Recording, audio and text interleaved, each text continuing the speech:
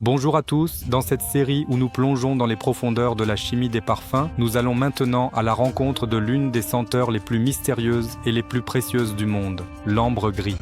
Dans cette vidéo, nous abordons l'histoire mystérieuse et luxueuse de l'ambre gris.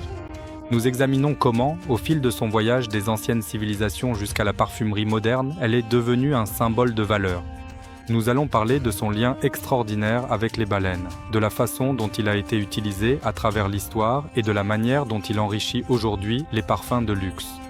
Si vous vous demandez quel est le rôle de l'ambre gris dans les parfums, ses taux d'utilisation et pourquoi il est encore considéré comme un ingrédient unique, poursuivons.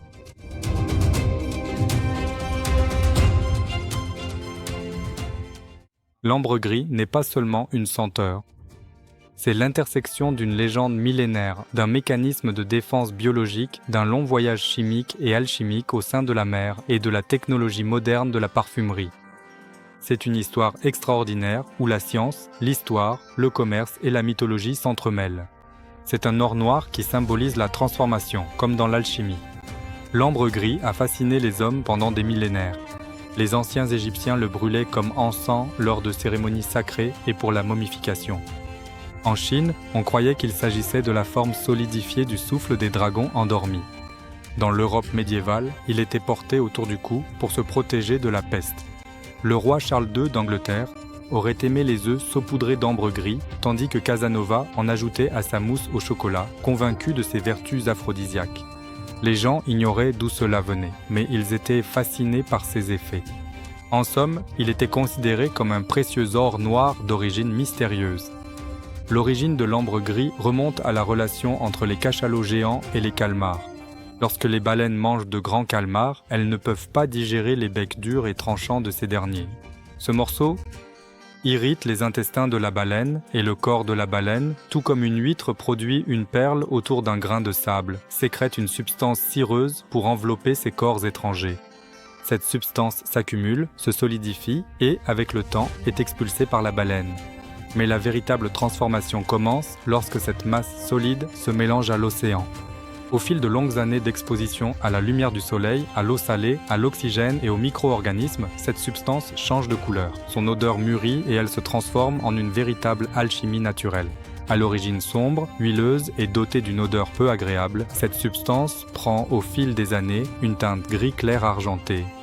Elle se transforme en une note de parfum envoûtante, réunissant la brise marine, des touches de tabac, une chaleur boisée et une profondeur terreuse. Aujourd'hui, nous connaissons la véritable chimie derrière ce parfum magique. Le principal composant de l'ambre gris est un dérivé alcoolique inodore appelé ambrène. Ce qui donne réellement l'odeur, ce sont l'ambrox et des composés similaires formés par l'oxydation et la décomposition de l'ambrène au cours de son long voyage dans l'océan. Ces molécules fixent les notes de tête du parfum et lui donnent de la profondeur. Ainsi, elles permettent au parfum de se fondre avec la peau et de durer longtemps. En d'autres termes, l'ambre gris agit dans le parfum comme une colonne vertébrale invisible. Il crée un cadre moléculaire qui porte le parfum et lui donne du volume. Bien sûr, dans le monde moderne, collecter de l'ambre gris auprès des baleines est à la fois non éthique et interdit dans de nombreux pays. Le chimiste Leopold Ruzicka a élucidé la structure de l'ambrox et a réussi à le synthétiser en laboratoire. Ce fut une révolution dans l'histoire de la parfumerie. Aujourd'hui, la plupart des plus grandes marques de parfums du monde utilisent des analogues synthétiques comme l'ambroxan, le cétalox, l'ambermax et le cashmeran à la place de l'ambre gris naturel. Ce sont des solutions plus durables, plus cohérentes et qui ne nuisent pas aux baleines. Mais tous les composés synthétiques ne sont pas sûrs. Les anciens muscs nitro et certains dérivés problématiques de l'ambre ne sont plus utilisés aujourd'hui car ils présentent un risque pour l'environnement. Dans la parfumerie moderne, les principes de la chimie verte, les matières premières biosourcées et les variantes d'ambroxan respectueuses de la nature sont désormais mises en avant. L'ambre gris est toujours utilisé comme note de fond dans les parfums, car, en raison de sa structure moléculaire, il retient l'odeur pendant longtemps. Les parfums orientaux, les senteurs boisées à thème marin, les parfums unisexes mêlant tabac et bois de santal sont les catégories où l'effet de l'ambre gris s'exprime le mieux. Il augmente la tenue des notes de tête volatiles, comme la bergamote, et rend le parfum plus profond et luxueux. Pour citer des exemples modernes, chez certaines marques de luxe très connues, c'est presque entièrement le caractère de l'ambroxane qui domine. Tout repose dessus. Le taux d'utilisation varie selon la conception du parfum. Comme l'ambre gris naturel est très cher et puissant, il est généralement utilisé entre 0,1 et 1%. Pour les dérivés synthétiques de l'ambre gris, ce taux varie selon la molécule. Tout cela est ajusté en fonction de la concentration dans le parfum, de l'interaction avec les autres composants et de la longévité recherchée. Le commerce de cette senteur reste encore aujourd'hui controversé. Dans des pays comme les États-Unis, l'Australie et l'Inde, il est totalement interdit, parce qu'il est considéré comme un produit issu de la baleine. Mais dans des pays comme l'Angleterre, la Suisse et la France, son commerce est légal, car il est considéré comme un déchet rejeté naturellement par la baleine. Bien qu'il n'existe pas de loi claire sur le commerce de l'ambre gris en Turquie, il y a eu des cas de saisie d'ambre gris de contrebande. C'est une substance qui a historiquement eu une grande valeur dans le monde arabe.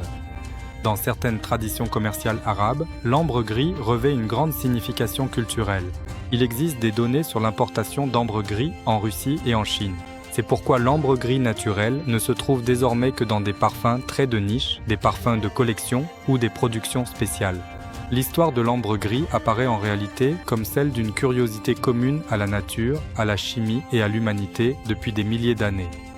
Ce processus, qui commence par un mécanisme de défense de la baleine, s'enrichit au fil du long voyage alchimique de la mer, est amplifié par des légendes à travers l'histoire et, finalement, se transforme, à la lumière de la science moderne, en technologie innovante de la parfumerie. C'est aussi la raison pour laquelle il reste fascinant aujourd'hui. Il est à la fois très naturel, très mystérieux et très sophistiqué.